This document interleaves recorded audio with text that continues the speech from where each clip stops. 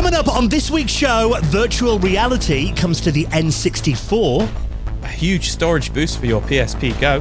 And we chat Lowtek games with Alastair Low.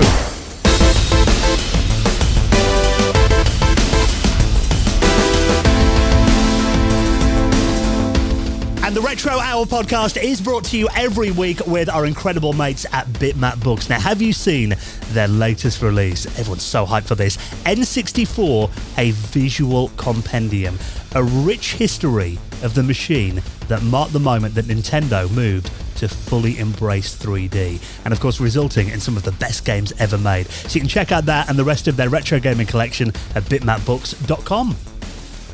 And with our lovely mates at PCBWay. Now, of course, you know about PCBWay. If you're working on something at the moment and you want a fully featured custom PCB prototype, they've got you sorted. Low cost, fast turnaround quality boards, and they offer services like 3D printing and injection molding. And of course, they're massive supporters of the retro community. So get an instant quote right now on their website at PCBWay.com. Hello and welcome to the Retro Hour podcast, episode number 420, your weekly dose of retro gaming and technology news with me, Dan Wood. Me, Ravi Abbott. And me, Joe Fox. And very nice to have you joining us for this week's podcast. Of course, a show that just before the weekend celebrates all things in the world of retro gaming and technology. And you guys feeling a bit nervous? I feel my picking on someone finger waving around again this week. What's this in it last week? New approach to the podcast. Yes, who's going to describe? I mean, imagine this, Ravi. I'm a new listener, right? I'm scrolling through Spotify. I'm like, oh, this podcast sounds interesting. The Retro Hour, what's this about? I'd say it's kind of like Poundland, you know. So give it the polished sell. Not everybody in Poundland, not everything in Poundland costs a pound. Yes. You know, the Retro Hour goes on a lot longer than an hour. I was wondering where you were going with that. I like that. You like to yammer on a bit, if I'm honest. Yeah. Yeah, it's a podcast where we discuss the latest in old news, old technology news, but the kind of new adapters, new devices, new games coming out. But also we do an interview with an industry legend or developer or artist. And we've been doing it for, over 8 years now. And it's come out every single week, which is pretty crazy.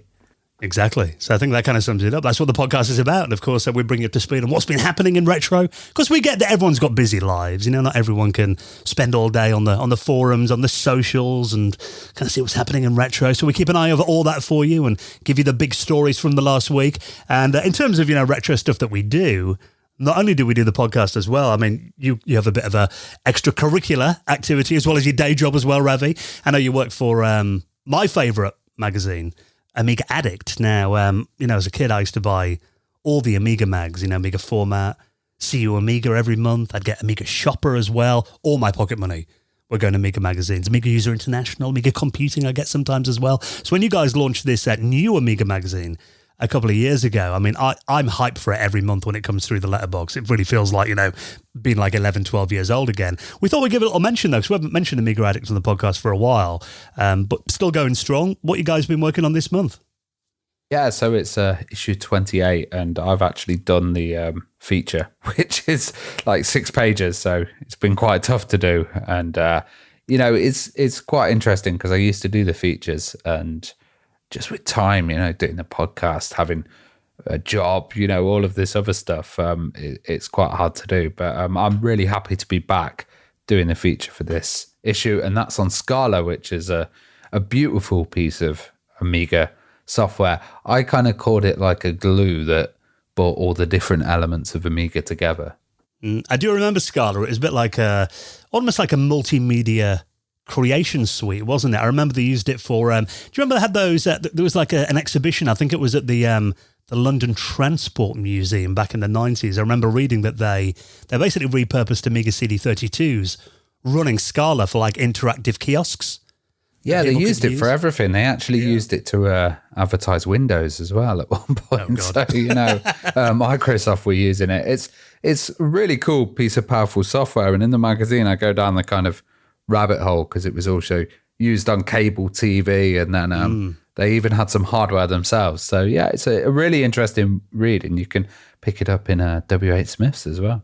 Yes, if you're a fan of the Amiga, Amiga Addict magazine, definitely worth getting a hold of. I look forward to it every month as well. So going to be interesting to read more about Scala. I remember using Scala actually for, I think it was like scrolling credits on videos that we'd make at school. I bring my Amiga 500 in, probably with a hooky copy of it. Producer Dan Wood, editor Dan Wood. So, definitely worth looking out for that. And on the podcast this week as well, I mean, one thing that we have been focusing quite heavily on over the last couple of months on the podcast is the indie scene, because in terms of retro gaming and indie, now they really do go hand in hand, as we've said a couple of times now. And it really feels like at the moment, that is kind of where some of the most exciting activity in the retro world is going on at the moment. And today's interview is kind of a bit of a follow-up to the chat we did with John Riggs a couple of weeks ago, because he collaborated with our guest this week, and you met them both at that Indie Awards that you went to in Nottingham about a month ago. And this is Alastair Lowe from Lowtek Games. Now, you might be familiar with Alastair because he makes some really innovative games, particularly for the NES and the Dreamcast, including a game that's been a massive hit over the last couple of years, Flea, on the Nintendo Entertainment System. Yeah, it's interesting because, we've had even Spectrum Next developers on and stuff, and they've talked about how these areas, like these older systems, have been the kind of experimentation ground for indie games, and then they go out and they get ported onto, the Xbox and the PS5 and Steam and stuff like that. Well, Alastair's games are really interesting. So he started doing stuff on the NES. Well, originally he did mobile games, but he started on the NES, and he's not really a coder. So he used a NES Maker. Is that kind of like a dev kit then, isn't it? We'll hear more about that with Alastair, obviously, but it's kind of like, but basically a homebrew development kit for the NES, isn't it? Yeah, there's a lot of things that enable people to create their own games and their own kind of ideas. That they wouldn't have been able to use back in the days. It would have been a lot harder to kind of create something. But now, using modern hardware, you can kind of make it a lot easier and develop and design your own game. And he's kind of helped with that as well. So there's a emulator which was for the NES, and it was on the Dreamcast, and it's open source, and they've kind of updated that as well. So the porting process from the NES to the Dreamcast is something that we talk about in this, but also Tapeworm, which is another game that he's created, Flea 2 as well, which is going to come out on the NES. And that's running on Kickstarter now, actually, Flea 2, isn't it? Which we'll link in the show notes if people want to check that out. Yeah, and these are proper releases. You're getting carts here, and there's some absolute banging soundtracks. It's a really nice kind of concept of having parasites. Creatures within games. That's changed quite a bit since back in the day. You remember there was that era in the early 90s where everything was like a cute, fluffy, cuddly little mascot. Now it seems like, like you said, parasites. Tapeworm. Seem to be quite a big thing. Yeah, exactly. Yeah. And not quite as adorable. He did a Choo Choo Mimic with Rigged Games, which was John Riggs as well. But he's also done some really interesting stuff on his own. So he did a whole prank about Doom running on cross stitch. Which was just that video mad. Blew up, didn't it? Yeah, went went into the millions with that, and then he's also done a game on a pop-up book, which is kind of hard to describe in the podcast, but we'll have it in the show notes. But it's a pop-up book where you open the pages, there's a projector on it, and then you can kind of play each page, and it's like a really nice concept of bringing physicality to the kind of video game world, and something that parents can play with their kids. Yeah, so really interesting guy this week, Alastair Lowe from Lowtek Games, particularly if you're into the... I keep alternating my pronunciation of this, the NES, the NES, because whenever we say NES, inevitably we get tweets or comments from American listeners going, what? What's that? NES? What are you saying there? NES, as they said, that's had the pun. But yeah, I mean, massive indie developer this week. If you love Flea, and you want to hear more about Flea 2, that, like we said, is running on Kickstarter right now. All of that coming up with Alastair Lowe, our special guest, in around half an hour from now. Now, of course, we did say first half of the podcast, that's when we chat about the news, a little roundtable discussion about what's been happening, what's been going down in the world of retro from over the last week. And this is a headline I didn't expect to see. Virtual reality is coming to the N64. Because why the heck not, as this article says? Why the heck not? This is by James Lambert, who made the awesome Portal 64 fan project, which actually sadly got closed down in January of this year. We were covering for quite a while. We mentioned it on the show a few times, and the things this guy's doing with the N64, absolutely insane. But yeah, he's not been disheartened about that, has he? He's continued. He's keeping going on the N64 vibe. Yeah, he's just going to keep it going. Obviously, a huge N64 fan. He's got a wicked YouTube channel, which I really like because even though he does kind of go into the technical side of it, he keeps it quite simple as well for like the likes of myself, which I love. And the idea behind this was he has a modded N64, which has a USB port in it and also a HDMI port in it from, previous projects, such as the Portal 64 project. So he thought, well, why not hook my Oculus development kit that he got, which is just gathering dust in his cupboard because he's a big fan of VR, he mentions in the video. And when the Oculus came out, the Oculus One development kit, he's not really used it until now. And from That's a familiar story, isn't it? Getting an Oculus and not using it, Jim. A bit like us. A little bit like us, yeah. Dan's probably got a dev kit in his cupboard. Yeah, more than likely. I forgot about that. But from what I understand, to get this kind of running through his N64, he hasn't had to do too much to it. I'm sure it's not as simple as he makes it look. He just kind of plugs it in and it works. And obviously, it's not like, it just works in Ocarina of Time or it just works in GoldenEye. He's had to reach out to another developer who is known as Pyroxene, I think you say it, Pyroxene or something like that. And he's a 3D artist who was going to help him with the previously cancelled Portal 64, but he's developed like a level, like a world for him to kind of run around in on this virtual reality N64. But it looks pretty good, doesn't it?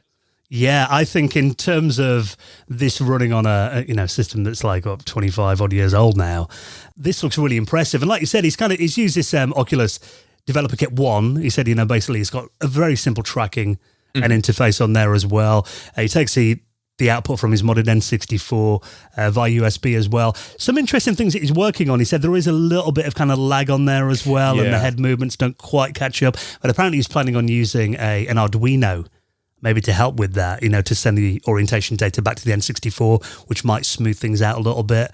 Obviously, I guess they're having to render separate vision, split vision for each eye as well, which obviously is putting more strain on the system, giving it that stereoscopic 3D, I think they call it. Well, I think he's going to have to work with a way of hooking up the actual controls. So, like, if you were in like Mario 64 or something, you'd be going up on the controller to look up, and then kind of having that hooked up with the Oculus. There needs to be like a communication layer in there, and that's probably why he's running the custom software. But it's quite funny. At the end, he has a power glove, as well. And I think that might be an attempt at getting a kind of control device in there, but it does seem a bit kind of sketchy. Yeah, maybe that's why he's using that 3D pre-made environment there. Wouldn't it be amazing if the Power Glove turned out to be like the ultimate VR controller? Imagine. I really don't think it will. It's the dream, isn't it? Suddenly they become really in demand, and that's it. It's kind of been, vindicated after all these years of slagging it off. So I guess in theory, then you could put, I don't know, you could put anything through this VR. Like if you had a custom piece of software, I guess. Yeah, I mean, it's just HDMI in and USB, I guess. You just send the data to it. Yeah, if you had the output of anything into HDMI, But I think it's very cool that he's done this for the N64, and he's saying, I mean, obviously this is really a work in progress at the moment, and he's making steps to get this smoothed out. And he's got, if you watch the video, he is looking around, the accelerometer in there is working, it can determine the headset's orientation, stuff is moving. Like we said, there is a bit of lag that hopefully the Arduino will sort out as well. Like you said, Ravi, obviously probably needs some way to really get the control optimized for VR. But I think looking at this video, he's not planning on basically, like you said, turning Super Mario 64 into VR. I think they're going to be making their own original N64 VR game by the sounds of it. Because obviously, I mean, he's got his chops working on that Portal port that got cancelled. So I think, having something new that he could work on that was, targeted towards this would be very cool. Obviously a very niche market, because you're going to need somebody who's not only got the Oculus, also a modded N64 and has this game as well and is interested in VR. I'm not sure kind of how big that market is. Just GoldenEye VR, come on. GoldenEye VR, I mean, it'd be a hell of a setup. It's a type of, like you say, Ravi. For it connected. I imagine Dan would be able to set up. But yeah, have all that custom software and then the custom N64 as well on top of that. I think there is actually a GoldenEye VR Oculus kind of tribute, but it would be cool to see. I mean, retro VR, it always sounds a good idea in principle. I mean, obviously he's using a more modern headset for this, which I think will definitely help. So I did buy, you guys might remember, God, it must have been about 2 years ago. I bought kind of a third-party virtual reality headset from Japan that was basically what was left of the Atari Jaguar VR's hardware that they sold to this third-party company. It's in the other room now. I can't remember who makes it. But basically it was, it's got composite input in there, and you can output the Atari Jaguar's video hardware, the video output into it, or basically anything that uses, the standard composite video. But there is one game on the Atari Jaguar, Missile Command, that was made for VR. Sadly, it can't do the head tracking and everything, but I did try plugging it in just to see what it looks like. And my God, I thought I was going to vomit after about 10 seconds. It was, even modern VR, if I'm playing like PSVR and I'm playing racing games and stuff, it might just be me. I don't know if you guys are the same. I do get quite affected by motion sickness in VR. I think the best one that I saw with the VR stuff was, I know they had that platform one, which was like kind of 2.5D. It stuck out a bit. And you'd play like Donkey Kong on there and stuff. But I always enjoyed the ones where you're actually in an arcade and you're walking around an arcade and then you find a game and kind of go into that in VR. More like environments and stuff than playing the actual games, yeah. But I mean, that's the thing. I mean, obviously it's using more recent hardware, so I imagine it'll look a lot better than using a 90s virtual reality headset. But yeah, very cool to see. Like I said, very niche audience there, but I think just having virtual reality running on the N64 is something very cool indeed. So we'll keep an eye on that. If you want to check out the video and the work in progress so far, I will link that up in the show notes at theretrohour.com or check your podcast app. And of course, over the weekend on Sunday, it was Mother's Day here in the UK. But we weren't celebrating that, were we? Instead, it was Mario Day. It was Mario Day. Yeah, we did both, yeah. Don't want to get you in the bad books with the Mrs. Joe. But, yeah, they did time this, actually. Nintendo were quite good about this because even though it was Mario Day, MAR10 Day, Mario Day, on Sunday, they did release the major announcement on Saturday night, so they didn't take the shine off Mother's Day here in the UK. But the big announcement is there's going to be, and we kind of talk about these quite a bit, even though I don't think any of us actually own any of them so far. There's going to be another retro Lego kit. You're assuming there that mums are not Mario fans. Well, yeah. That could be. Sorry to interrupt. My mum doesn't mind a bit of Mario Kart, doesn't it? She might have been excited. Well, might have been the best gift. Yeah. This could be a Mother's Day present for you next year because this is coming out in 2025. This is a Lego Mario Kart set. Yeah, so all they've put is, I love how we're like, this is the biggest announcement other than the fact that they've announced the next Mario film and loads of other releases of like Luigi's Mansion 2 and Paper Mario, but we're going to talk about Mario Kart Lego. Yeah, they've announced the Mario Kart Lego for 2025 and it is literally just Mario Kart Lego 2025. That is all they've announced like on the advert, and you just hear like some sound effects from Mario Kart. Now, I'm interested to get your guys' opinion on this. Like, do you think it is literally just going to be a Mario Kart set, like, of Lego? Or do you think it's going to be like a Ski Electrics? Or do you think it's going to be like Mario Kart Home Live, Home Circuit? You know what they did a couple of years ago where it's like an actual remote control car and it's a game, but you have to build it out of Lego? I would want an entire Rainbow Road. I can imagine that would be so expensive. That would be so cool, though. That's the thing. I mean, these sets are generally quite expensive anyway. We talked about that when they release these Lego sets. The price of Lego now is like nuts. But it would be cool if, imagine like that didn't even cross my mind that it could be an actual playable game. I just thought it might be like, a few of the characters in the carts and stuff that you'd kind of put on a shelf and it'd look pretty. But now I'm getting quite excited about that. It's like a Ski Electric style Mario Kart thing that you could play with mates. Wow. Well, or if they did the little carts, like, just the iconic ones and like the baby pram as well and stuff like that. They had all the different designs, and then you got the Mega Bloks Road for cheap. Mega Bloks. Or you can probably make, if you had enough spare bits of Lego, you could probably make your own Rainbow Road set, couldn't you? Yeah, true. I mean, they have done a Mario Kart Scalextrics before, but it's Scalextrics. It's nothing. It's not Lego. You don't have to obviously you do build the track and you then put the little plastic cars on it. But I think it might be something like that. Like similar to what Ravi said, I think there might be a bit of a road that you build, maybe a bit of a Rainbow Road, and then you will have the cars that you build yourself. But I think if they really, really wanted to go for it, they could do the Mario Kart Home Live thing with it and make it like augment reality on your phone and stuff. Yeah, because that's the thing. I'm thinking, if it was Lego, how would you drop a banana or fly the blue shells and stuff? Because that's a big part of Mario Kart, isn't it? You need that. I think I'm probably over fantasizing, and it probably is just going to be a Lego set that you put. You're going to be heartbroken next year, Joe.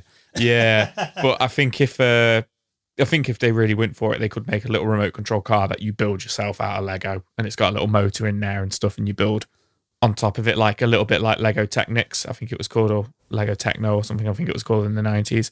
I think that would be really cool, but I think I'm reaching for the stars a little bit there. This conversation reminds me of the kind of conversations you'd have with your mates in the playground when you were a kid. Yeah. It's going to have flying cars in it. It's going to have all sorts. It's going to be amazing. Yeah, you go around to two houses when you were kids. One house where all the Lego sets were made nicely and they had all of them matching up, and another one where you had like flower pots on spaceships and stuff like that. Yeah, just a big bucket of Lego. I'd just dive in, yeah. Every set was mixed together. Yeah, so it is very cool to see that coming out. And there's going to be more Lego sets that are coming up in 2025 as well. There's going to be a King Boo's Haunted Mansion for Lego Luigi to explore, which looks very interesting. And also there's going to be a Bowser's Express train set as well. Which, looks like they're doing quite a bit. I just can't wait to see Lego Manhunt. Lego GTA. Yeah, that would be wicked. But yeah, no, lots of Lego stuff for Mario. And then also a couple of the classic Game Boy Mario games coming out this week to the Switch as well. Dr. Mario, Mario Golf, and Mario Tennis. All Game Boy games, which is pretty cool, seeing them coming out on the 12th of March. It makes me realise there's so many Mario games. I mean, a lot of those Game Boy games, I didn't have a Game Boy back in the day, so I've never played Mario Golf, never played Mario Tennis. I played Dr. Mario, which is great puzzle game. I do like that one. But yeah, it's just like, you forget how many Mario games have come out. Yeah, and it's not it's not like, oh yeah, all these games have come out recently. There's just Mario games everywhere. You are right. Like, you think of like, oh, Mario World, Mario Brothers 3, etc. But then you think like, oh my God, there was so many different Game Boy game variations, and I was going to say Game Gear games as well. That would have been weird. But there were so many other games that I think a lot of us forget about, even right through, until now, but even on the GameCube, there was, Mario Tennis, Mario Golf, Mario Party Dance Mix, Mario Soccer, Mario Baseball. He's been everywhere for like 40 years. Yeah. He's been around a long time, like you said. Yeah. So yeah, look forward to a bit of Dr. Mario session this Saturday. Now, talking about handhelds, the PSP Go, which is actually a system that I'd forgotten about, because this was kind of in that kind of era between the PSP and the PS Vita, wasn't it? Very short-lived, digital-only PSP, which you think about that. I mean, when did this come out? Was this like 2009? 2009. Yeah, which was very early for... I mean, people now that they're talking about digital-only systems becoming a thing, but the fact that Sony were doing this over a decade ago is quite crazy to think of as well. But now the PSP Go is getting a bit of love, and it turns out that if you want to get some games on there, there's now going to be not quite a simple way, but a homebrew way of giving your PSP Go a bit of a storage boost. Yeah, so the PSP Go, I actually remember when it came out. It's very pretty, isn't it? It's pretty. At the time, I didn't like it. It looks like a phone. It looked like a Samsung phone. You flip it up kind of thing. Yeah. But now I think they look quite sleek. And I remember my friend bought one, and I was like, why have you spent so much extra money on getting the PSP Go? You can't store games on it. And he's like, oh, well, it comes with 16 gig data, 16 gig hard drive. And that's what they came with. They shipped with either 16 gig memory or 32 gig memory. And, I remember, it's going to fill it up so quick and everything like that. But this mod enhances it to 128 gigabytes, doesn't it? Yeah, I think it was like this proprietary memory stick M2, which seems really expensive. So this mod is kind of just adapting it for micro SD storage. But there are a few problems with it as well. Like, obviously data is going to read slower. It's not going to be as fast, and it's a bit fragile. But, I had a PSP. I don't know what the modding's like on the PSP Go, but the PSP is awesome, like absolutely amazing. And I assume it's kind of the same. Like, if you want a great emulation machine, PSP or Vita as well, they're a really good way to go to have a lot of your older systems on something portable that's widely available. I think the Go's are a bit more expensive though, from what I've seen, buying them secondhand. Yeah, they're probably a rarer system. I think they're only on the market for about 18 months, weren't they? Yeah, literally. It was 2009 to 2011 before they said they were shifting focus to the PS Vita, which makes sense. And I always feel the Vita was newer than that. But no, 2011. That's been and gone as well. yeah, exactly. But this mod, I don't know. It doesn't look like you have to solder anything. It just looks like you kind of take the PSP apart, take the shell off, and you just kind of stick it down. Maybe I'm not too sure. Yeah, basically you've got to apparently trim some plastic support tabs inside it to fit it in, and then so you can reinstall the backplate on it. It's a very small adapter. I mean, you imagine the size of a standard SD card. It's maybe like 2 or 3 times the size of that. It kind of snakes around at an angle. Yeah, basically it just kind of plugs into the ribbon connector inside the PSP by the looks of it. Apparently you've got to hold it down with some sticky tape because it can come loose. It does seem like it's a little bit fragile. But I mean, for the cost of it, like we said, it can bump your storage up to 128 gigabytes. They're selling these for $12.99. That's great. And yeah, it didn't have a UMD drive, did it? So this one didn't know.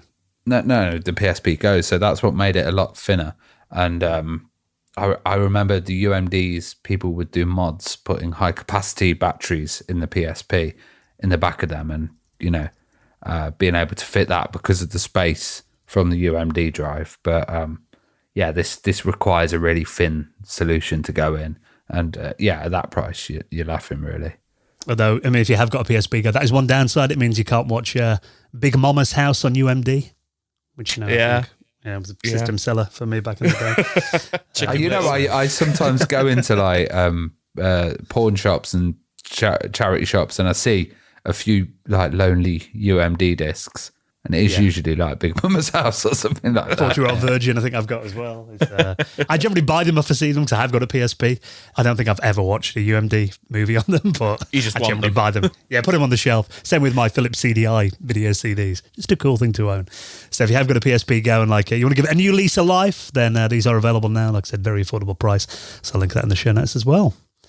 Now, speaking of very cool things, I'm reading this and I'm thinking, wouldn't mind getting my fishing rod out for my Dreamcast at some point again soon to have a little blast on Sega bass fishing. Although it turns out there was a port of it to the NES back in the day that is now readily available for anyone to download. I'd never heard of this before. I love this. So in the late 90s and early 2000s, there was a Taiwanese company, and they were making games for the Famiclone.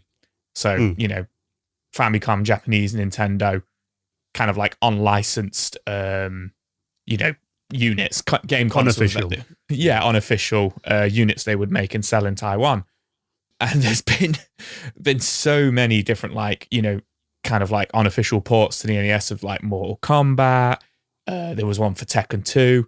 There was one of the James Cameron 1997 Titanic game, which was a beat 'em up, which was absolutely fantastic. Let me find the name of this company.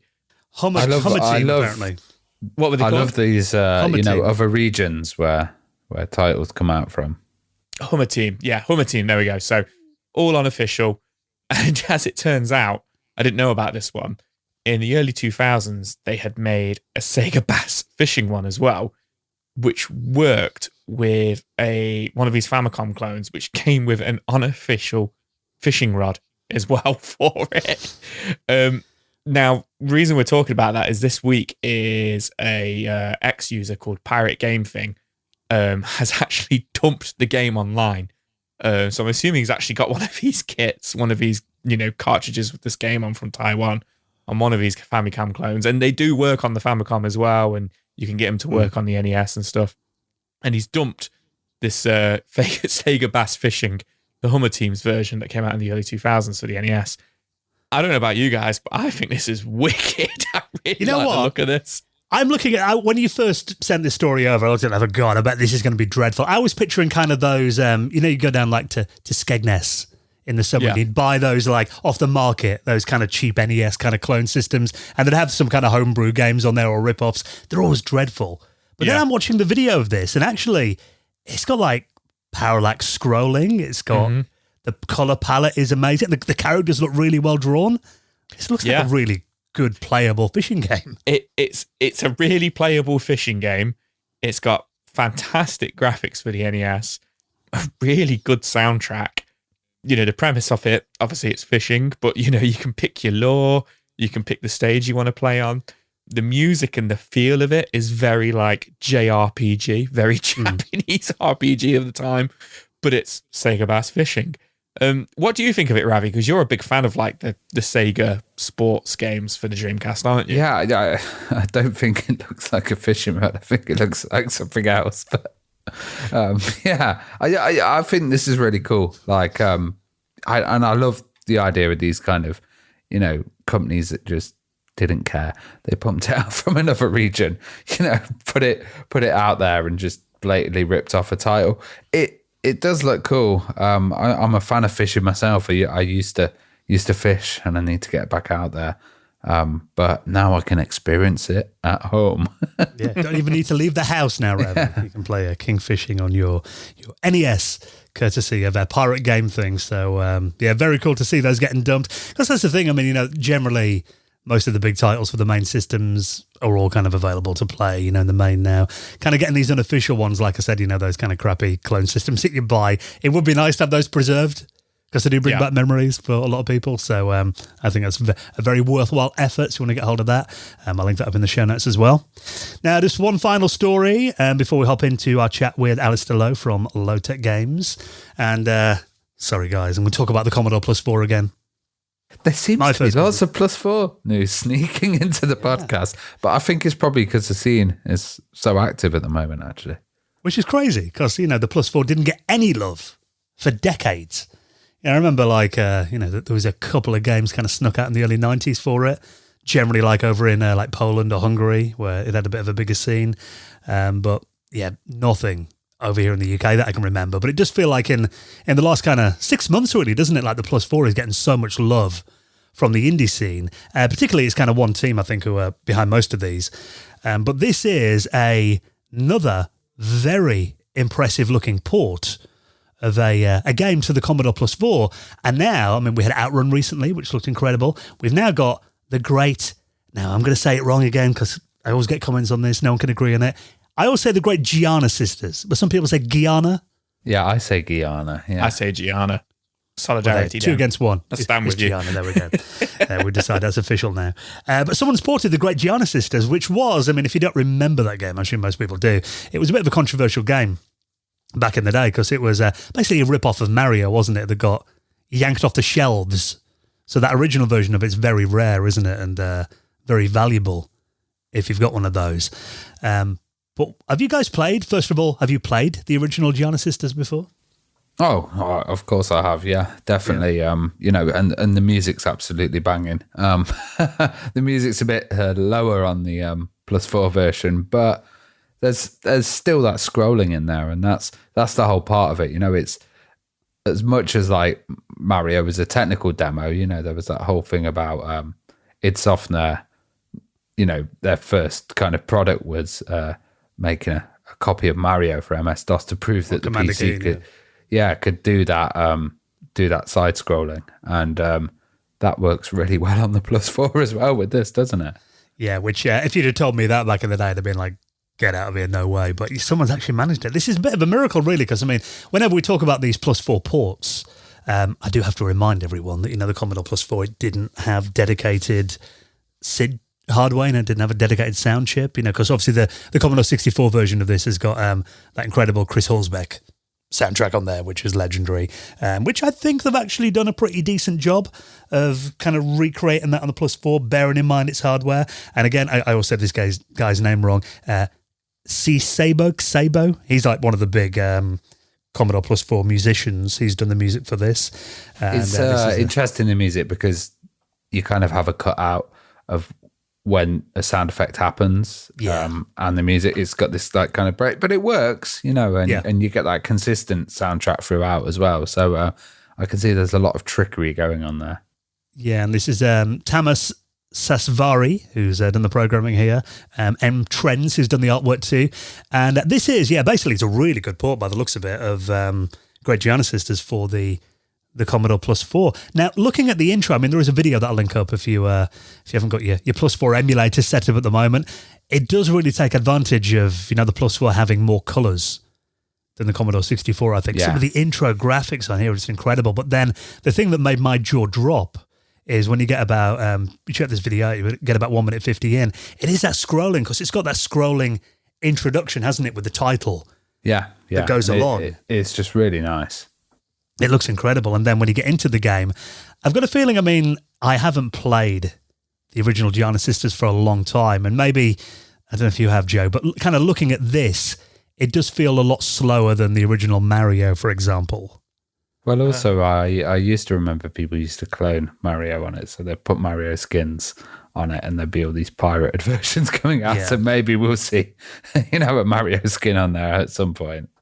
In terms of playability, though, it kind of feels like about maybe 25% slower than Mario. What do you say? I would say, about 25%. It's definitely slower and more floaty. Yeah. I would say.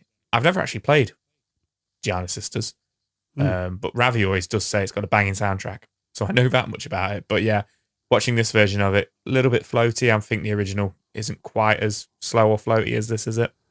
No, I mean, that's the thing. And it's... I think the fact that they've got this running this well on the Commodore Plus 4 is testament to how skilled they are. And actually, for me, someone who's reactions maybe not quite what they were, having a slightly slower version, it's probably a good thing for me. So, Dan, if you were a kid and you received your Plus 4 and received this as well, would you, have fuel for your playground arguments? Oh, God, yeah. Because I remember, all the kids at school, there was a few of them that got Plus 4s when they were selling them off for like 99 quid, but very quickly most of them changed to Commodore 64s and then Amigas, and I would generally be a bit of the laughing stock, the kid that still had a Commodore Plus 4 in 1991. If I'd outrun in Giana Sisters, though, I'd have thrown that back in those kids' faces. Yeah, exactly. I'm gonna have dreams about doing that tonight. Yeah, I'm gonna have dreams about doing that to those bloody school kids tonight. So the Plus 4, there you go. All along, it was a great system because of these great home ports. Shame we didn't get the love back in the day, but these do look awesome. The fact they're bringing these out for free as well. If you do want to download that, the website to check out is Plus4 World, where they upload all of these for free. So great new port of Giana Sisters, and nice to see my first computer getting some love again. So I'll link that up in the show notes if you want to check it out. Right, then our special guest, massive indie developer Lowtek Games, Alastair Low. He's coming up on the show in just a moment. Busy night for us guys tonight, because straight after this, we're going to be recording the next episode of our patrons-only podcast, because we do actually do an extra podcast each month called the Retro Hour After Hours. And we swap the theme up each month on the show, don't we? Yeah, every month we do something different, whether that's kind of like we kind of review a year in gaming. We'll take a step back and review the year 1995 and talk about the games and systems that came out in that year. Or we might just kind of give our opinion on a system and kind of review the Super Nintendo and talk about our top 5 games for it, or the N64. Or what did we do last month? We did a really good one. I think last month would have been, let me just check my list. I Can't Believe You've Never Played. I Can't Believe You've Never Played. That one was really... We've done so many. We've done so many. We've done 40 episodes of the After Hours now, which is crazy. The next one, which I'm not going to spoil, is a little bit different. It's still retro, but not retro video games. A little bit different. But really, really, really love doing the After Hours, and we film it as well. Yes. So if you do want to watch it, it does go out to the patrons, level 2 and above. And if you do fancy watching it and looking at our mugs as well, Dan does a great job of putting some game footage in there and stuff like that as well. Yeah, it does look really, really good. So we do try to film it as well. But yeah, really excited to talk about this stuff. Yeah, so that is going to be available this weekend for our Patreon Gold members and above. And of course, all our patrons, you get the normal podcast ad-free each week. We give you an extra 10 to 15 minutes of news stories. We've got a few more to talk about for our patrons exclusively in just a moment. I'll try and get the show out early if I can as well. And also get invited to our monthly Patrons Hangouts. So yeah, I mean, if you want to get invited to all the stuff we do for our patrons, we have a wonderful community, exclusive Discord channel as well.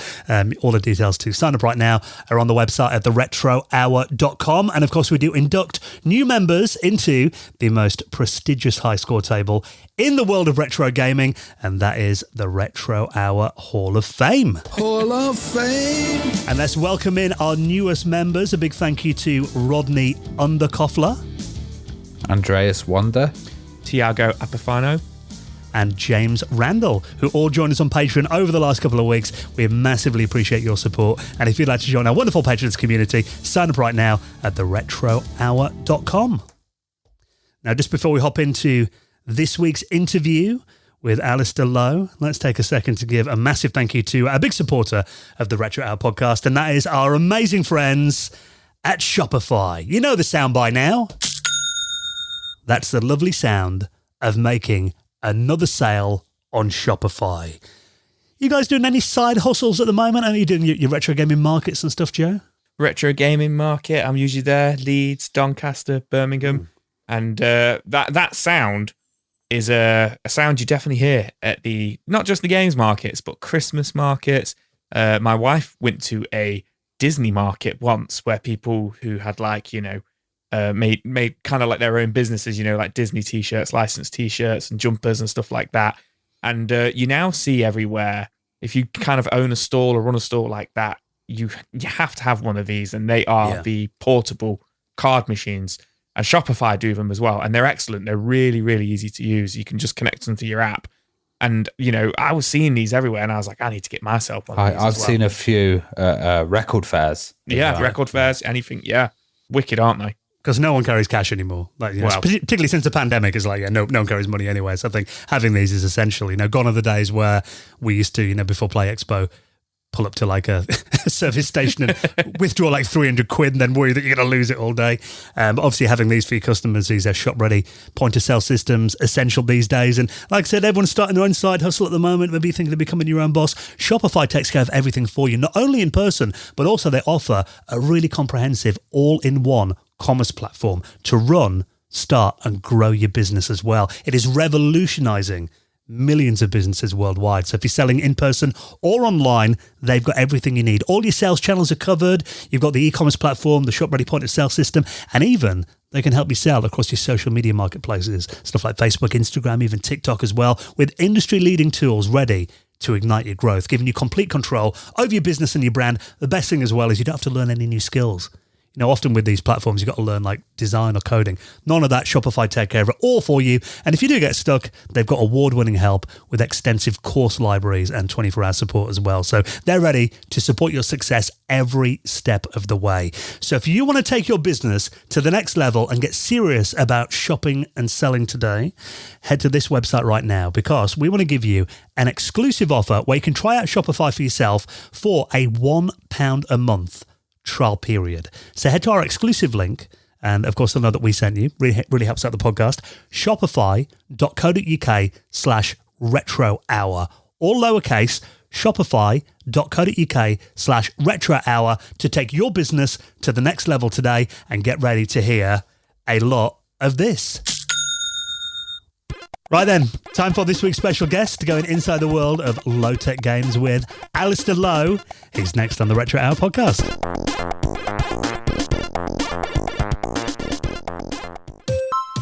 You're listening to the Retro Hour podcast, and we're here today with Alastair Lowe of Lowtek Games. How are you doing? I'm doing really good. Thanks for having me on. Oh, it's great to have you on. And if you've heard the podcast before, you probably know our first question, which is, what was your first gaming experience? Probably something on the NES and probably Mario. Just Mario Brothers 1. And then I did have, like, after that, like, every game ever, every game system. Was the NES your first game system that you had? Yeah, I think the NES was the first. And we got it at the car boot really cheap with, like, Mario and Duck Hunt and that kind of thing. We did have a Rob at one point as well, but it got robbed from us, got stolen. There's, and then there's irony. I got a whole bunch of, like, hand-me-downs and stuff as well. So, like, Amigas and Sega Saturns and all that kind of stuff. Just buy everything cheap and just play what's available. Were you always like a generation or two behind then? Yeah, probably. But I also think I liked the older games better because they were more about gameplay than like effects or story. On the kind of puzzle side, I really liked Bill's Tomato Game and Lemmings, obviously. But Bill's Tomato Game always stuck with me because no one else remembered it of my era. And it was a bit like Choo Choo Mimic earlier, but a bit more rough around the edges, where you kind of like set out a like contraption of how to get a thing from one point to another point and then press play and then just let it play out. And I remember playing that lots and lots, but got really annoyed at the level design even back then. It was a Signosis game, wasn't it? I do vaguely remember. Yeah, I think so, yeah. Yeah. I don't even know if I had the full game. There was the Incredible Machine as well, which was quite similar to that, but that concept like got used a lot later on in titles. Yeah, that was one I never played either. So I just had whatever came with my Amiga, and it was hard to pick up Amiga games at the car boot. It was before I had the internet, so I couldn't download them. Yeah, you didn't find the car boot piracy store then? No, well, I got a bunch of people's collections that had the names written on a marker, but but it wasn't like going down the barras and there being a whole bunch of like pirate DVDs. They didn't have that for Amiga games where I was anyway. Did you do any design work on there then? And did you start any coding yourself? I remember spending a lot of time just using like the paint programs and stuff on there. Like the fill modes took ages to fill the screen. I remember that. And then there's that old thing of like if you missed a pixel space, you would just see it fill through that pixel space and there's nothing you could do about it. Yeah, the very leaky fills. Yeah. But no, I didn't do any programming back then. I didn't know where to start. The interesting thing I like about your games as well is some of them aren't traditional games. And were there any like interactive kind of toys or anything that really caught your mind? Oh, definitely. Yeah, anything that was weird and wonderful. I remember spending a lot of time on the VTech as well, like the drawing pad that had a whole bunch of games and just lots of drawing with an actual pen, like on the screen tablet. But looking back, it was really, really unresponsive. But as a kid, you don't really care, do you? Well, how did you transition from being a games player to designing games? And what was kind of that path that you went from, to what made you want to start getting into designing games? Yeah, I think I'd always wanted to do it. But I was going down the kind of movie route for a while because I liked like the art creation side of stuff. I was going to do like prosthetics and video editing, and then realized that prosthetics are really, really expensive, and I didn't have the budget for it. And then found some cheap or free software that let me do stuff, or some illegally acquired some other softwares. But the one I started in was the Games Factory. It's like a 2D pixel art style game. I think Click Team Fusion is what it is these days. It kind of evolved. But that gave me my grounding on how games work and like making your animations and adding the logic visually, but not code-wise, which was probably my downfall because I've not learned code that well because of all these nice visual editors I used when I was a kid. I had so many good things, and it was all kind of offline teaching. So it gave a whole bunch of examples that you could kind of tear apart and remake. And then there was like this quiz mode that quizzed you on specific parts of the software as well. And there was ways that you just press play and it simulates. And then whenever anything collides or you press a button, it flashes up and says, what do you want to do with this? And I just found it a really, really fast way to prototype stuff in a way that I've never found since. No other engine has did that. And even ClickTeam has removed that as a feature. It's a bit of a pain. Well, you ended up working with Ninja Kiwi. How did you get involved with those guys? I went to Abertay University and got quite a good mark, and then applied really close to hand-ins and just got the job. That's kind of how it happened. Hard work and good timing on that part. I'd never even heard of Ninja Kiwi before applying, whereas everybody else I knew had played Bloons at school. but I just hadn't found the Ninja Kiwi website on our school computers. Yeah, Bloons is a really weird title, actually. It's kind of like one of those Flash games from back in the days, and it's not the best looking game, but the gameplay is really, really strong with it. Could you explain the kind of concepts behind Bloons for our listeners? Yeah, I suppose it's where the innovation was happening all the time back then, wasn't it? The kind of Flash game stuff. See, I wasn't really involved in it at that point, like creating the games at all.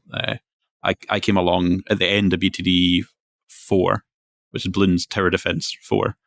So they'd already had like Bloons, Bloons 2, Hot Air Bloons, and so many other Bloons games. I think there was like 44 Bloons games or something like that overall. Yeah, I think there probably is, but they're on number 6 right now. And I did a look through once to see what domains they'd got, and they somehow had missed BTD 8. Someone else bought that before they did.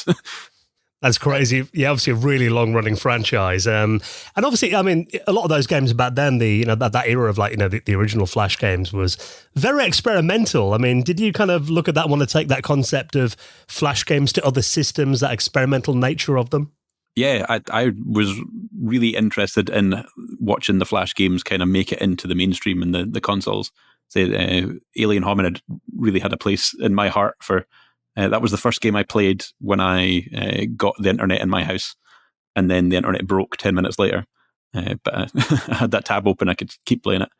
And yeah, just watching how that kind of transitioned to console and added more features and did really cool stuff was really fun to see. And I see, Fancy Pants is just getting its release finally on consoles and stuff. So that'll be really fun to play through. Yeah, I love that kind of free-flowing nature of the early Flash titles. And one thing that you also worked on as well, you're dyslexic yourself, and I am as well, so this is close to my heart. Dyslex as well. Could you tell us about that and how it improves the game for dyslexic users? Yeah, so Dyslexic came out of kind of necessity because I was seeing people doing talks about being accessible for dyslexic people in games. And the only information that were given out was use this dyslexia font, this font made for dyslexic people that was kind of heavier at the bottom in line width. But I'd seen some places that it doesn't work very well. And in some people, it makes it worse. And there has been studies kind of proving this. So it works for some people, but definitely not for all. And that was the industry advice at the time. And I thought, I'm going to have to do something. So at first, I made a game highlighting the issues that dyslexics face, called A Familiar Fairy Tale Dyslexic Text-Based Adventure. It basically simulates the frustration that comes with having to read. It muddles the text in weird ways and stuff. And then one of the accessibility features I had in that game was text-to-speech. And it's just the difference between like struggling through trying to decode the text and being able to understand the story. So then Dyslexic was the solution after that. I'd kind of highlighted the problem, and Dyslexic lets developers add text-to-speech to their games easily. As easy as I could make it. But Unity moved on, and there's a few things that are kind of less compatible these days than when I published it at first. Well, let's move on to a game that I'm sure many of our listeners have played. It's absolutely massive. Came out about, 4 years ago now, Flea, which is a fantastic retro 2D platformer. Very interestingly, also, you released that on the Nintendo NES, but of course it's available to play on Steam as well. So kind of tell us a bit about the background of Flea. What kind of gave you the inspiration to create that? And why did you want to do a game for the NES? Yeah, I'm glad you like Flea and spoke very highly of it. I always wanted to make games for the NES, but didn't happen until later when NES Maker kind of came along. But before that, I was working on stuff in kind of university in like 2012, 2013. I had came up with the idea of a character that just always jumped. This was before I knew of Doodle Jump as a concept. But I'd seen people playing Temple Run and stuff. And I liked the idea of like Temple Run was automating your movement forwards and then you controlled your jumping. So I was like, let's flip that on its head and make it so you scroll the background underneath the character while he jumps. And that I did release a demo of that back in the day. It's still up on itch, but you need an old phone to be able to play it because it's a different version of Android. And that concept finally turned into Flea Jump many, many years later, which is a fun infinite jumper game. But the reason it came to NES was definitely just because I was playing around with NES Maker, changed it to always jump, and thought that's like that old game. I'll go to that again. So it was definitely like design led first. And the reason it's a Flea is because frogs and rabbits were kind of done to death already. And they're the only other things that kind of jump. And I also like the idea that the fleas are like small and so are pixels. So you could like zoom out and then you could see a big high fidelity scene at some point. Well, I mean, you mentioned that you used NES Maker as well. I mean, I guess that was really essential then to the project. And what do you admire about these, these kind of suites that help you make, develop games for retro systems? It must really make life a lot easier than I imagine, when they're trying to do them back in the day. We've heard stories of, people trying to make NES games on, writing them out on graph paper and just then typing them into an interpreter. I guess it kind of changes the process quite a lot having these custom development tools. Yeah, like Flea would not have happened on the NES if it wasn't for NES Maker. I'm just really happy that it happened, and it was documented well enough to use, and the community was really, really helpful in kind of fixing any of the problems that I came across. Yeah, again, because I was used to kind of visual editors in general through my thing. So I'm not a coder very much. I definitely couldn't have did like the coding for a NES game myself, and then that kind of got me in the NES scene because people liked the design of Flea, and then through my audio guy on Flea, Tui, he's like one of the best now, whereas he was kind of just starting back at Flea, and he just cold called me on the forums one day, and I was like, yeah, I'll give you a go. You seem pretty cool. But he introduced me to the programmer for Tapeworm Disco Puzzle, and I like pitched him the idea of Tapeworm, and he like went off that night and made the first demo, or like the first kind of playable something, and it was already fun. So we were like, yep, let's commit to a demo, and then we'll do a Kickstarter, and then if it gets funded, we'll go further with it. That's great that you kind of made a connection over the forum and through the community, and then made a project kind of come alive through that. Yeah, I definitely had it lucky in that I found like really good people really quickly. If I'd kind of gone down a project route that failed somewhere along the way, I might not be where I am now. I mean, 80 levels in Flea, that is a massive game, particularly for, NES standards. How did you manage to maintain the balance in level designs and also keep them fresh as well? I imagine that must have been quite a challenge. Yeah, 80 levels. I was 60 at first, and then the Kickstarter said stretch goal for more levels, so I added an extra 20 and a dash move, which really, really helped, and I kind of wanted to do the dash move the whole way through. But the way I kind of do stuff is just make levels that are kind of fun, just in any order, just kind of exploring specific mechanics, and then play them all, and then make a big spreadsheet and rank them all, like hard, difficult, rage, and then kind of rearrange them in the right order, but kind of sprinkle in easy ones amongst the hard ones and hard ones amongst the easy ones. As long as there's not too many rage ones right next to each other, I think it's quite a good balance. And it got funded in 3 days as well, which is mad. And I think you started it just as COVID struck. Did that actually help with you sitting at home and developing, I guess, being locked in? Yeah, it was crazy that it went live 4 years ago, and halfway through it went into lockdown. And we didn't know how long it was going to be, but it definitely did help with development.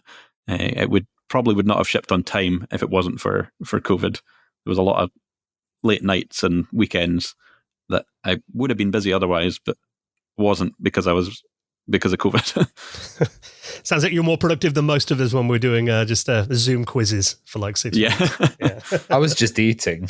Yeah, I mean, I was pretty dedicated before anyway. Like I'd went over to New Zealand with Ninja Kiwi, and even then, like in my spare time, I was kind of dabbling away at Flea, still try to find all the fun and where it was and stuff. And it was structured really differently as well. It was almost Metroidvania-like at first, but I noticed that the NES Maker wasn't really built for that kind of game yet.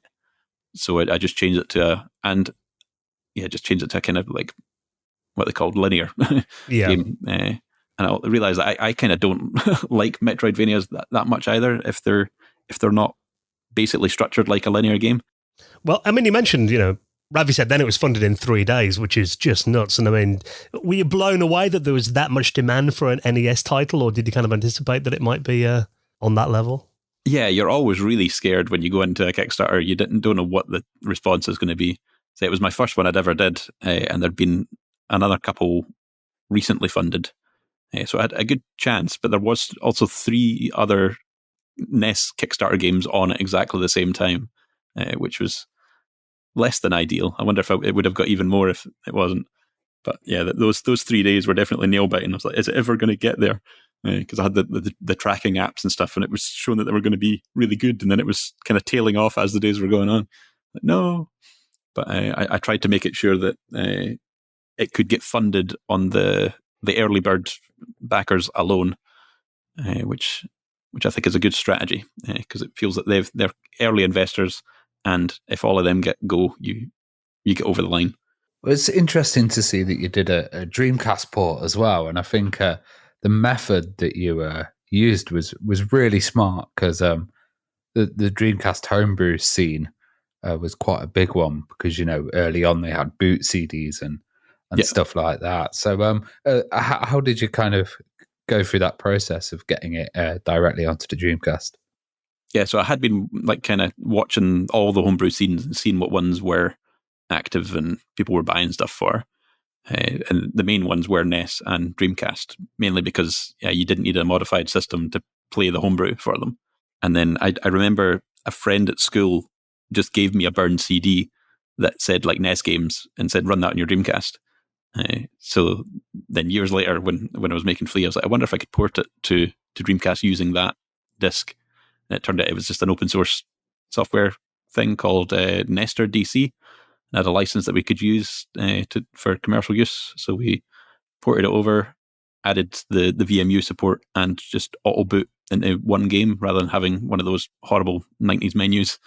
And yeah, made it available for everybody else to use as well. So there's been a few indie releases since then using NES. What do we call it? I just called it NES to DC, I think. Yeah, so you've basically you've got NES Maker, which is this great piece of software for creating original titles for the NES, and then you can port that really easily on this new open sourced one straight to the Dreamcast, and it speeds up the whole process. And I guess it's now a development route that some people will actually consider. Yeah, definitely. Annoyingly, the emulator itself doesn't support the native mapper type that we're using on NES Maker. NES Maker uses Mapper 30, which is a derivative of the Mapper 2 board back in the day. So it's like that, but it's got more memory and some more features. It's got like flash saving and some other stuff. It's not properly supported. You can like convert the ROM to be Mapper 2 that works in some emulators, and it just so happened that it did work in this. So it was kind of lucky there. But for Flea 2, it needs to update because I've used some of the features that are only available in Mapper 30. So you think there's going to be some updates to that NES to Dreamcast? Yeah, which hopefully will just benefit the whole community again, because there's been a few people that messaged me about using it, and then their game was more of a like multi-session Metroidvania or something, and they were like, oh, so I just need to make it so you either a password system or you play the whole game in a oneer, which in the bigger games is definitely not the best idea. It is very heartwarming to see new games coming out on the Dreamcast, and there seems to be more and more of them all the time, which for, what is generally considered, I suppose, a failed system, it's great to see how much support it gets from indie devs these days. I mean, what do you think kind of draws people to developing for the Dreamcast? I think it's one of them's just because they see lots of other stuff already happening. That and because it is kind of big in a lot of people's hearts for being the kind of console that never got its shot. Plus, it's relatively easy to dev for from what I've heard. In the 2D side, at least. I know Ross is doing the 3D stuff at the moment, and he's definitely banging his head off the wall and some of that stuff. And I guess the process of getting a CD printed and all the kind of inlays and stuff is a bit easier than getting an actual cut for the NES. Yeah, the cost is so much lower. That's one of the reasons I did it as well. Just as the first run was just me. I sent away to a CD factory, but asked them to make the CDs blank so I could write them myself, because I didn't trust that they would like do them without messing it up, and then that way I could verify everything. But it turns out the collecting community kind of frowns upon that kind of real homebrew style of stuff. They just have a bad taste in their mouth about burned discs. Which makes sense to me, though, because I'd imagine, most CD printing factories probably don't have a Dreamcast on hand to test it on. Yeah, I feel like you really need to make a nuisance of yourself at one of these factories, and they could easily just tell you to go away. So I didn't want to risk that, and just kind of wanted to test the market, seeing if people would buy an NES game on the Dreamcast. Well, I kind of love the whole thing with Flea. You did it on a leap year, and the idea is that you're kind of running in parts of it, so you're fleeing. Yep. Another pub was a Tapeworm as well, which was your follow-on title. And what's the idea behind the game, and kind of the absolute banging soundtrack as well? Yeah, so most of my games are based on a pun in the first place, and then I'm like, right, how do I make the characters or the gameplay work around that? Tapeworm just happened to be a really cool character that people liked, and I was working on ideas for the Playdate at the time, actually. I liked the idea that the worm was inside the cassette tape. You would move him down a path, and then you would use the crank to wind him back in the tape. And then we were going to build it for the Playdate, but the SDK took way too long to arrive. So we just went ahead and built it on NES, because we heard that the Playdate SDK could support C, and we could also build the NES game in C as well. So we built it kind of platform agnostic, so we could just swap out some of the rendering things and the stuff that didn't work on the Playdate. And yeah, the tune, again, it was Tui. He did an amazing job on Flea. I just kind of asked for more of that. I gave a big spreadsheet of I want all these different club songs or whatever, but in Flea. Everything I asked for is, give me that, but itchy. Itchy and lumbering is usually what I say. Although Tapeworm was a bit more upbeat than Flea. A disco puzzler, I heard it referred to. Yeah. And weirdly, at first I was going to make it a rhythm style game, kind of like Cadence of Hyrule. What's the other one that was based on? Necrodancer. Yeah. But again, I played a bit more Necrodancer and realized that I didn't like that kind of movement. It felt really restrictive. And then when we were trying it in our game, it was really, really restrictive and just didn't feel fun. So it was within the first week, we cut that as a thing because it just wasn't working. Yeah, fair enough. You don't know unless you try that, do you? Yeah. And it was annoying because it was a nightmare to get set up as well. Well, something else that's extremely impressive, and it is kind of a bit of a meme in the retro gaming scene today that Doom runs on literally anything. Yeah. But for people that haven't seen this video, which I'll put in the show notes, tell us about cross-stitch Doom. Yeah, cross-stitch Doom's weird. I like doing weird stuff, weird video game things, and I was making a cross-stitch animation tool that let you kind of digitally animate cross-stitch, and then the benefit of that was that you would see the threads going in and out as it animated, and it leave this cool kind of ripple trail behind. And then one day in the park, I was going to walk with a friend, and we were talking about it. I was like, that could work in reality.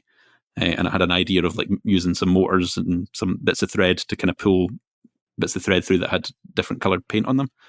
And so then I made a really, really small prototype of a 2x2 cross-stitch grid.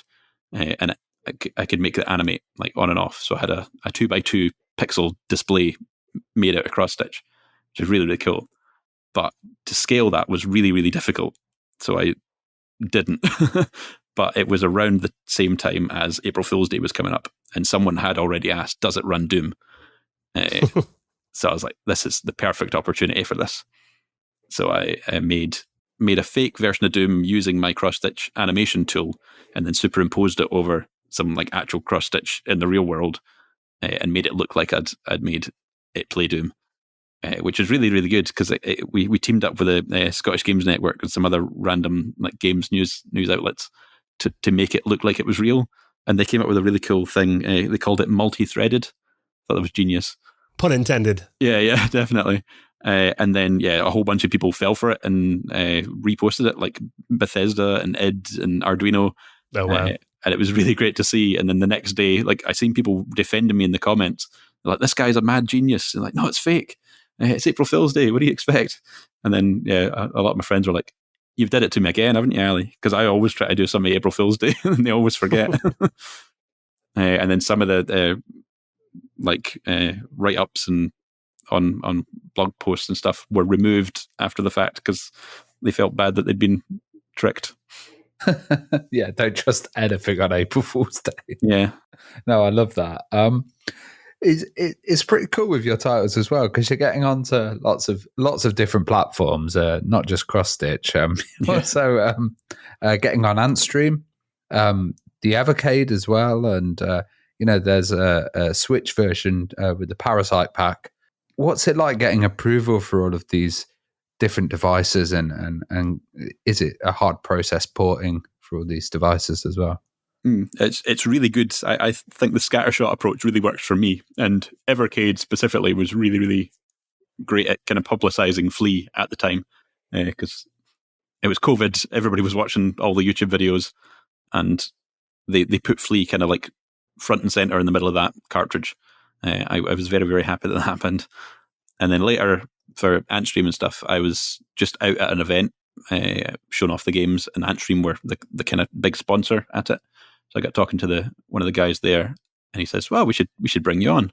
And I think I wasn't the first, but I was one of the first like new retro homebrews on there as well, and they really embraced it as well. So they put Flea on their banners and stuff. So like Flea's next to Pac-Man when they go to events, and again, it's boosting my brand and they're paying me to do it. So oh wow, yeah, that's always good. And then the Switch stuff, it's on like modern consoles, like everything from NES to PS5 is what I say. I just did that through a partner. Like everybody was trying to get stuff like NES Maker games onto modern consoles, and I heard whisperings that Ratalaika had some emulation tech that was kind of just about ready to go. I don't know if it had been announced yet or not, but they said that they were working on the Turrican collection, and it was a multi-system emulator, and it could just run. And only the interface feels very just bog standard emulator stuff. I asked them if we could kind of customize it and make it look nicer. They're like, nah, it's not in the budget. But right, but we just did it on a kind of split deal. So I just get paid for it being up there. Just get a little statement every month saying how much it's made, which is really cool to see. It is great that you can get it on all these platforms, though, because I guess it's kind of removing the barriers, isn't it, to entry? People can play it whatever system they've got, which is definitely a good thing. And the Playdate system, I mean, we did kind of touch on that before. For people that might not be familiar with the Playdates, it's quite an interesting console. Tell us a bit about it and what appeals to you about it. So yeah, the Playdate is a little yellow console that looks like a Game Boy. It's got a black and white screen that's not backlit, but it's really high pixel density and high refresh rate. It's got a crank on the side, which isn't used for powering it. It's used as an input device, and you can kind of interface with it in whatever way you want, which is really cool. So you can just think up. I just had a big spreadsheet again of all the ideas that could work with a crank, and the one with a worm was the one we stuck with at first. But I've made a whole bunch of other stuff on it as well. It's got a microphone and a gyroscope, and Bluetooth and Wi-Fi. So it's a kind of modern device with a retro appeal. And having these new input devices as well, I imagine that kind of changes game design as well, doesn't it? Makes you able to do all these different things that you couldn't normally do with a standard controller. Yeah, definitely. And yeah, just combining it all together as well is really cool. So I made a few music apps on it, because there was one guy made this app called Franz Horn, and it's ridiculous. It's like you use the crank to extend this like brass instruments horn section, and it sounds a bit like a theremin going back and forth. And I played with it so much, and I realized that it was like consistent in its weirdness. So I made a tablature system so I could play songs specifically and share them with other people to play as well. But from that, I was like, I want to make a band. So I made like a drum kit to start off with. And this was me learning Lua as well. So the kind of first time I touched Lua and kind of not visual code editing. The first time not using like an editor at all. It was just Visual Studio Code. And then what else did I make? I made an Ocarina, because I really like Ocarina from Ocarina of Time days. I've got a big collection, so I sampled my favourite ocarina, and then made what I think is a really cool system for a 4-hole on the D-pad and the A and B button, and then you blow into the microphone to kind of activate as if you're blowing on the ocarina. Oh, nice. And then the other one on the Playdate, like if everybody kept talking about it, a hurdy-gurdy, which is like a kind of bowed string instrument that has a crank that works as the bow. So I was like, right, that needs made. Someone's going to make it. I'm going to be the first. So I made a thing, and it's relatively playable, but it does need a little bit more work. And another thing that you made that I saw that was absolutely fantastic was the light book as well. Are you planning on making that a proper product? And I saw online it had like millions of views. And what is a light book as well? If people explain it. Yeah, so the Lightbook is a projection map pop-up book game system thing. We're trying to bring it to market at the moment. So it has gone viral a few times. It went viral first in 2019. We got like 30,000 likes on Twitter. It was the first thing I'd ever seen that went viral that I had made. And then COVID happened. We got invited to a few things, and we couldn't make it because of COVID. Then I applied for GDC a few years later. That was last year. They accepted it as one of the like kind of micro talks. So I worked on it then and like made it more portable and stuff because it was really quite prototypey in the first place. But you basically, there's a little projector about a foot away from this pop-up book, and when you change the pages, it detects what page you're on and changes like the layout of the platforms and stuff. And then there's a little platform game where you go pick up stuff and pick up keys, and you interact with stuff on different pages from where you are. And then there's like a colouring in mode, so you can paint the pages with colour. Or there's a golf mode where you can shoot a golf ball around the same geometry. So we want as many ways to reuse the same book as possible. And the idea is to basically make a new console that is a projection mapping system that will work with pop-up books. And then each pop-up book will be its own kind of thing. And we just the licensing that we could get with that just excites me a lot. It's a really hard concept to explain, but I think you've done it quite well, considering this is audio only. But yeah, having that kind of turning of a page and then that idea that you can play on a page on a pop-up book, a video game is insane. We're definitely going to have the video in the show notes for that one. Yeah, definitely do. And in the like age of all this AR stuff, like the Apple Vision Pro and stuff, like those are so high-end headsets, like $4,000 a piece. We are hoping to be like sub £200. Nice. And it's a shared experience. Like not everybody needs a headset to be able to see it. So I think it's got legs to do pretty well in the sector. Yeah, particularly like with parents and kids as well. I think, that market, looks like you said, wearing a headset, it's very isolating, isn't it? It's definitely just a one-person experience generally. Yeah, and people are always asking, can it have a like automatic page turner? It's like, that's not the point. It's good seeing the kids play it with their parents. Yeah. Like either one playing or one reading.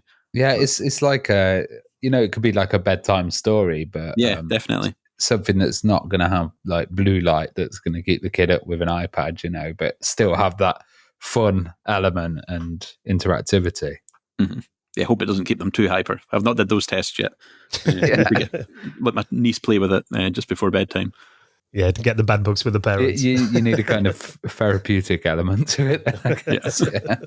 Well, you work collaboratively with another our recent guest, actually, John Riggs of Rig Games.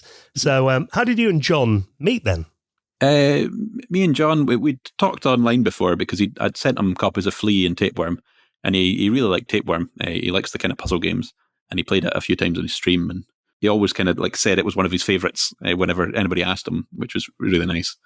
And then I bumped into him at Midwest Gaming Classic, which I only went to because I realised it was the week after GDC and I was already in the US. So I was like, yep, I'll just stay an extra day, spend some time in Milwaukee. Don't do that. There's not much to do in Milwaukee. Sorry for anyone from Milwaukee, but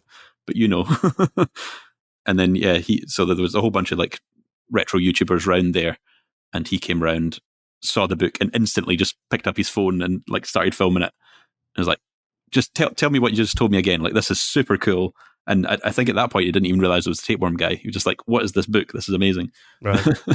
And then he posted it on Instagram, and it got, I think it's sitting right now at 14 million views on that video. That's some nice publicity. Yeah, it was very, very good. I'm very, very grateful for that.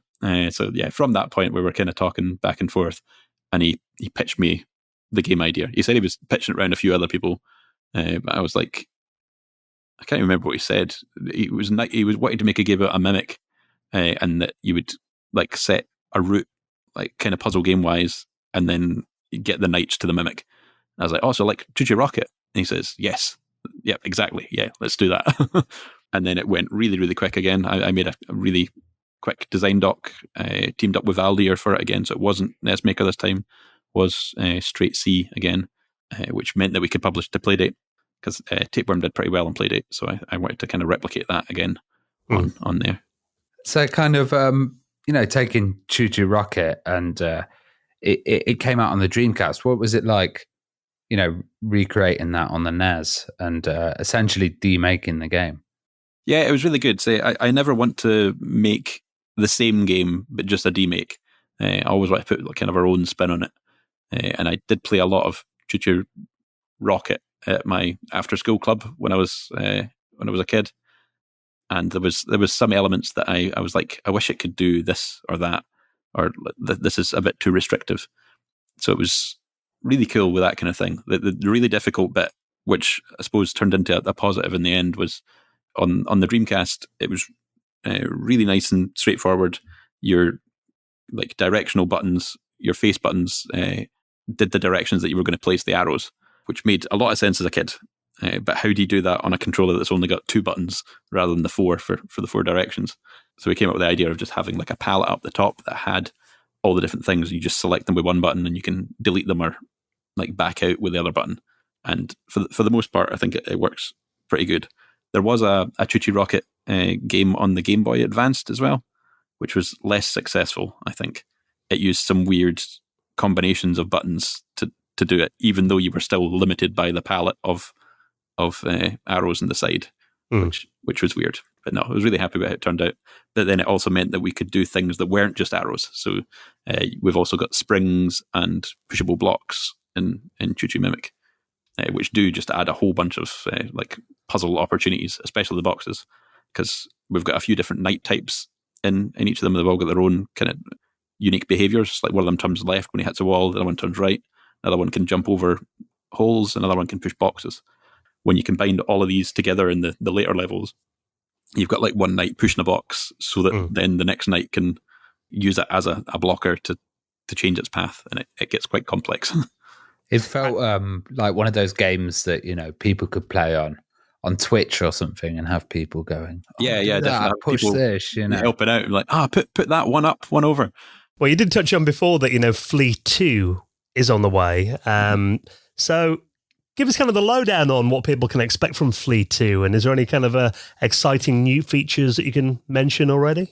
Yep, Flea 2 is on the way. So I was taking Flea around a whole bunch of conventions, and people just seemed to really love it. I didn't want to do a direct sequel for a long time, but then people just kept asking for it. So I was like, yep, I'll do it. But it can't just be for the sake of it. It needs either to have the features that I wanted in Flea 1 that I had to cut, or just something special.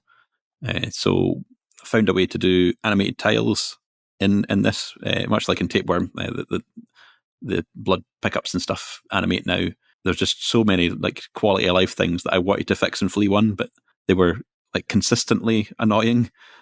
So we got them all fixed. There's also this new ability that, again, I'd concepted for Flea 1 but never knew how to do, where you hold the A button and it kind of charges up this bubble around you, and then when you hit the ground with the bubble, it gives you like a double jump.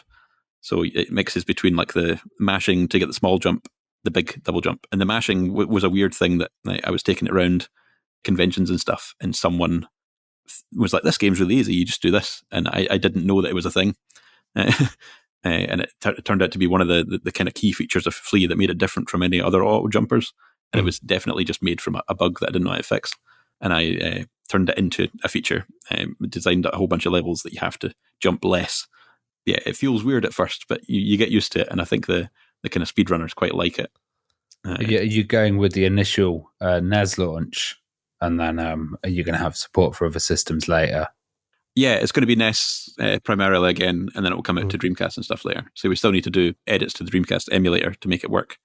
And then we'll try to get to as many systems as we can in the future. There's some stretch goals for Switch and Playdate on the Kickstarter, but they are pretty high because the Playdate specifically needs to be like redone for it to work, because NES Maker doesn't. There's no emulator for the Playdate yet that runs NES games. Well, if people do want to support it, I mean, by the time this podcast comes out, it should be live on Kickstarter. Only planning on going live on 29th of February. Yep. So it should be available now if people, if you love the original Flea, you want more of it, even bigger, even better. And obviously supporting indie devs who are making games for systems like the NES and the Dreamcast, I think, it's really important that people get behind it, and especially quality titles like you're making, Alastair. So I'll link up the Kickstarter in the show notes as well. So best of luck with it all. We can't wait to see it. Cool. Thanks for having me.